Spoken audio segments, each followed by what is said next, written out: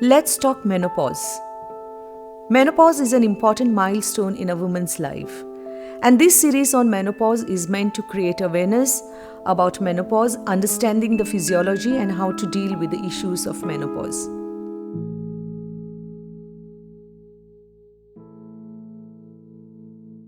Hi, all. Thanks for joining us today. I thought of starting this program to create awareness on menopause because I felt that a lot of women are either misinformed or are not informed about menopause. Today we have with us Dr. Vikram Talaulikar, who is a MD from Goa Medical College and a PhD holder and a fellow of Royal College of Obstetricians and Gynecologists. He's a specialist in reproductive medicine and he's a senior clinical lecturer at University College of London. He is a trainer for British Menopause Society Principles and Practice of Menopause Care. So today we shall be hearing it from him about menopause, everything that we need to know about menopause. Welcome, Dr. Vikram Talaulikar. And I think now we start with our conversation on menopause. Doctor, what do you think about menopause, or rather what happens during menopause and why menopause happens at all? Thank you, Babita. First of all, this is a very good initiative. So thank you for taking these steps so that more and more women can access this information and seek help if they need. Menopause has been a subject which has been taboo, which has not been explored as much as it should have been over the years or decades. One of the reasons for that is because it's thought to be something that is physiological and something that women should put up with. But things are changing, especially in the last couple of decades. We've seen that there have been lots of changes in relation to knowledge regarding menopause. One of the reasons menopause is really important is because almost all women will spend about 1/3 of their life being menopausal. The life expectancy has increased. So if you look at a woman's life, the first 25 years, the next 25 years, and the final 25 years for an average lifespan of 75, the last 25 will all be in the menopausal stage. So that's why the importance of giving enough knowledge to women about what they can do so that they remain in good health during the last 25 years or so. Menopause happens because ovaries stop producing hormones. It's thought to be the end of the reproductive lifespan. So the ovaries contain eggs, and ovaries also make hormones. And the woman has got a set number of eggs right at the time of birth. So the woman will keep using her eggs until she reaches a stage where the eggs are no longer there. There's no egg formation happening. And so the hormones start becoming lower. And there are three key hormones which drop as a woman approaches menopause. You have the estrogen, you have the progesterone, and you have the testosterone. So all three hormones become less and less and less as the woman will approach 50, and of course, postmenopausal, there will be no more hormone production. And this stops a woman's periods. That phase, that whole transition is the menopausal transition. Okay, so this is what happens actually, and why menopause happens. So now, what happens in menopause in a woman's body? So once the hormones are not being made by the ovary, the body senses that there is no longer estrogen in the body, no longer testosterone in the body. There are two things that will happen. The woman, first of all, will experience some symptoms and signs. And of course, the second bit is it will have some impact on her long-term health. Symptoms and signs, there are so many. In fact, menopause is associated with more than 35 symptoms. And most women may not recognize that what they are actually having is a symptom of menopause.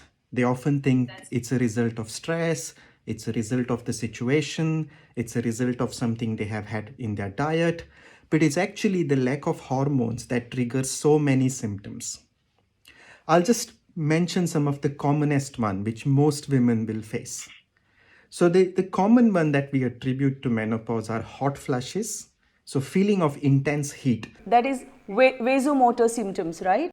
Right, absolutely. So hot flush is characterized by sudden increase intense sensation of heat, which affects the back of the neck, the starts on the body or sometimes at the forehead.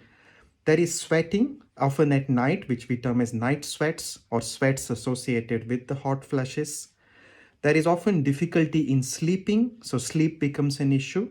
The quality of sleep becomes low. Physical symptoms also include changes in the skin becomes dry, there's dryness of eyes, the nails will become very brittle.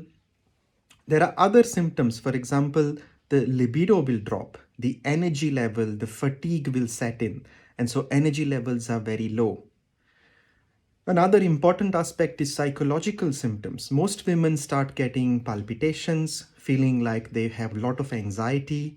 There is increase in incidence of low mood, often wrongly diagnosed as depression at this point in time, but it's actually because of lack of hormones. And there are some local symptoms like vaginal dryness or bladder issue, going to urination more frequently or leaking during passing urine. So those sort of symptoms are altogether part of the menopause. Doctor, here I have a question for you.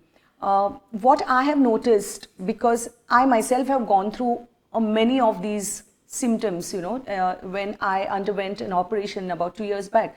But in India, doctor, why do you, it's our major concern that menopause, an important issue like this, is not addressed properly. What is the myth or what is the fear of about not talking about this, or rather not addressing it to treat it? You're right. I think, as I said before, menopause has been a taboo subject. It's something that is often not talked about, not just among, say, women of same age, but also between women of different ages or at workplace or between partners. This may be just a cultural thing. It may be something that's gone down the generations. I come across patients who often say they've got a lot of symptoms, but nobody in the family would recognize those. They wouldn't attribute them to menopause and often say, don't worry, you just have to deal with this and you get on with things. So that sort of an attitude will change, and changes are happening. Transformation is happening. What is required is awareness, is to make more and more women aware that this is a phase of life where hormones will dip, you will have certain challenges, some symptoms, some impact on health, and you can do lots of things to protect your health, to make your quality of life better. So it's about education, awareness, and this program will help with that. There are many other initiatives being done in India, in UK, all across the world to make menopause the center stage of discussion. So as things move forward, hopefully more and more women will be able to seek help and get help.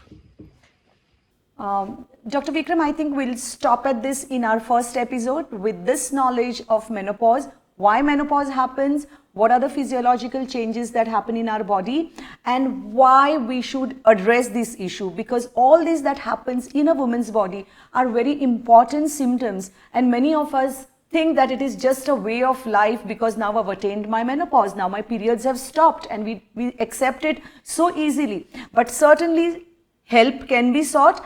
And friends, please have patience and do watch our next episode where we are going to talk about long-term effects of menopause, the health effects of the health parameters that get affected in menopause, and what are the treatment options that we have. Thank you so much.